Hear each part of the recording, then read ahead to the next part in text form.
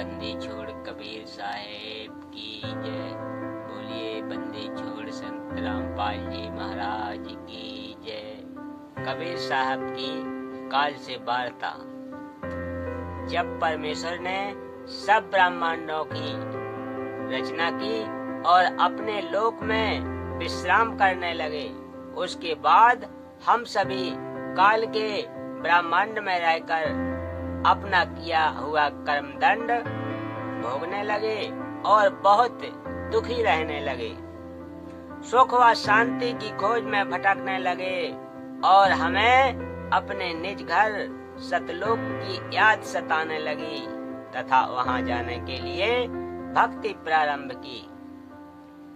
किसी ने चारों वेदों को कंठस्थ किया तो कोई उग्र तप करने लगा और हवन, यज्ञ, ध्यान, समाधि आदि क्रियाएं प्रारंभ की, लेकिन अपने निज घर सतलोक नहीं जा सके, क्योंकि उपरोक्त क्रियाएं करने से अगले जन्मों में अच्छे समृद्ध जीवन को प्राप्त होकर जैसे राजा महाराजा, बड़ा व्यापारी, अधिकारी, देव महादेव, स्वर्ग महास्वर्ग आदि वापिस 184 भोगने लगे। बहुत परेशान रहने लगे और परम पिता परमेश्वर से प्रार्थना करने लगे कि हे दयालु, हमें निज घर का रास्ता दिखाओ। हम हृदय से आपकी भक्ति करते हैं, हमें दर्शन क्यों नहीं दे रहे हो। यह वृत्तांत कबीर साहब ने धर्मदास जी को बताते हुए कहा कि धर्मदास, इन जीवों की पुकार सुनकर मैं अपने सतलोक से जोग जीत का रूप बनाकर काल लोक में आया। तब 21वें ब्रह्मांड में जहाँ काल का निज घर है, वहां पर तप्त शिला पर जीवों को भूनकर सूक्ष्म शरीर से गंध निकाला जा रहा था। मेरे पहुंचने के बाद उन जीवों की जलन समाप्त हो गई। उन्होंने मुझे देखकर कहा कि हे पुरुष, आप कौन हैं? आपके दर्शन मात्र से ही हमें बड़ा सुख व शांति का आभास हो रहा है। फिर मैंने बताया कि मैं पार ब्रह्म परमेश्वर कबीर हूँ। आप सब जीव मेरे लोक से आकर काल ब्रह्म के लोक में फंस गए हो। यह काल रोजाना 1 लाख मानव के सूक्ष्म शरीर से गंध निकाल कर खाता है और बाद में नाना प्रकार की योनियों में दंड भोगने के लिए छोड़ देता है। तब वे आत्माएं कहने लगी कि हे दयालु परमेश्वर, हमारे को इस काल की जेल से छुड़वाओ। मैंने बताया कि यह ब्रह्मांड काल ने 3 बार भक्ति करके मेरे से प्राप्त किए हुए हैं। जो आप यहाँ सब वस्तुओं का प्रयोग कर रहे हो, ये सभी काल की हैं और आप सब अपनी इच्छा से घूमने के लिए आए हो। इसलिए अब आपके ऊपर काल ब्रह्म का बहुत ज्यादा ऋण हो चुका है और वह ऋण मेरे सच्चे नाम के बिना नहीं उतर सकता।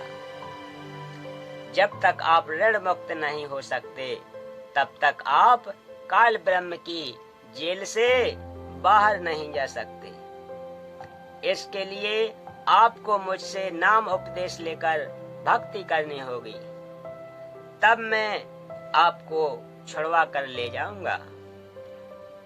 हम यह वार्ता कर ही रहे थे कि वहां पर काल ब्रह्म प्रकट हो गया और उसने बहुत क्रोधित होकर मेरे ऊपर हमला बोला। मैंने अपनी शब्द शक्ति से उसको मूर्छित कर दिया। फिर कुछ समय बाद वह होश में आया, मेरे चरणों में गिरकर क्षमा याचना करने लगा और बोला कि आप मुझसे बड़े हो, मुझ पर कुछ दया करो और यह बताओ कि मेरे लोक में क्यों आए हो? तब मैंने काल पुरुष को बताया कि कुछ जीवात्माएं भक्ति करके अपने निज घर सतलोक में वापस जाना चाहती हैं। उन्हें सत भक्ति मार्ग नहीं मिल रहा है, इसलिए वे भक्ति करने के बाद भी इसी लोक में रह जाती हैं। मैं उनको सत भक्ति मार्ग बताने के लिए और तेरा भेद देने के लिए आया हूँ कि तू काल है, 1 लाख जीवों का आहार करता है और 1.25 लाख जीवों को उत्पन्न करता है तथा भगवान बनकर बैठा है। मैं इनको बताऊंगा कि तुम जिसकी भक्ति करते हो वह भगवान नहीं है, काल है, काल। इतना सुनते ही काल बोला कि यदि सब जीव वापस चले गए तो मेरे भोजन का क्या होगा? मैं भूखा मर जाऊंगा। आपसे मेरी प्रार्थना है कि 3 युगों में जीव कम संख्या में ले जाना और सबको मेरा भेद मत देना कि मैं काल हूँ, सबको खाता हूँ। जब कलयुग आए तो चाहे जितने जीवों को ले जाना। ये वचन काल ने मुझसे प्राप्त कर लिए। कबीर साहब ने धर्मदास जी को आगे बताते हुए कहा कि सतयुग, त्रेता युग, द्वापर युग में भी आया था और बहुत जीवों को सतलोक लेकर गया, लेकिन इसका भेद नहीं बताया। अब मैं कलयुग में आया हूँ और काल से मेरी वार्ता हुई है। काल ब्रह्म ने मुझसे कहा कि अब आप चाहे जितनी जोर लगा लेना, आपकी कोई नहीं सुनेगा। प्रथम तो मैंने जीव को भक्ति के लायक ही नहीं छोड़ा है। उसमें बीड़ी, सिगरेट, शराब, मांस आदि दुर्व्यसन की आदत डालकर इनकी वृत्ति को बिगाड़ दिया है। नाना प्रकार की पाखंड पूजा में जीवात्माओं को लगा दिया है। दूसरी बात यह होगी कि जब आप अपना ज्ञान देकर वापस अपने लोक में चले जाओगे, तब मैं अपने दूत भेजकर आपके पंथ से मिलते जुलते 12 पंत्र चलाकर जीवों को भ्रमित कर दूंगा। महिमा सतलोक की बताएंगे, अपने ज्ञान कथेंगे, आपका ज्ञान कथेंगे, लेकिन नाम जाप मेरा करेंगे, जिसके परिणाम स्वरूप मेरा ही भोजन बनेंगे। यह बात सुनकर कबीर साहब ने कहा कि आप अपनी कोशिश करना, मैं सत मार्ग बताकर ही वापस जाऊंगा और जो मेरा ज्ञान सुन लेगा वह तेरे बहकावे में कभी नहीं आएगा।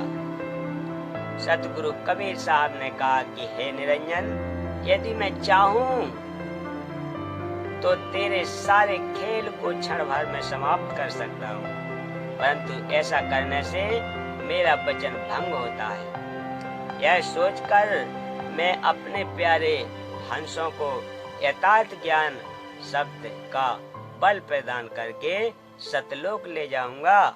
और कहा कि सुनो धर्मराया, हम शंखों हंसा पद पर साया, जिन लीना हमरा पिरबाना, सो हंसा हम किए अमाना। पवित्र कबीर सागर में जीवों को भूल भुलैया में डालने के लिए तथा अपनी भूख को मिटाने के लिए तरह तरह के तरीकों का वर्णन। 12 पंथ करूं मैं साजा, नाम तुम्हारा ले करूं अबाजा।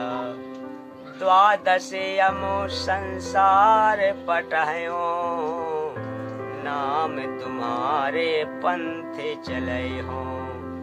प्रथम दूत मम प्रगटे जाई, पीछे अंश तुम्हारो आई। यह विद जीवन को भ्रमाऊं, पुरुष नाम जीवन समझाऊं। द्वादश पंथ नाम जो ले, सो हमरे मुख आन समय।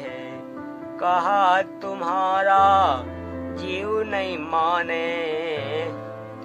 हमारी ओर होए बात बखाने। मैं दृढ़ फंदा रची बनाई, जा में जीव रहे उलझाई। दे बल दे उपासान पुजाई, तीरथ व्रत जप तप मन लाई। यज्ञ होम अरुनेम आचारा, और अनेक फंद में डारा। जो ज्ञानी आ जाओ संसारा, जीव न माने कहा तुम्हारा। तो सत्पुरुष वचन कबीर साहब बोले, ज्ञानी कहें सुनो अन्यायी, काटो फंद जीव ले जाई। जेत के फंद तुम रचे बिचारी, सत्य शब्द ते सबे बिडारी। जौन जीव हम शब्द दड़ावे, फंद तुम्हारा सकल मुकावे। चौका कर परवाना पाई, पुरुष नाम ते देव चिनाई। ताके निकट काल नहीं आवे, संधि देखी ताकि सिर नावे।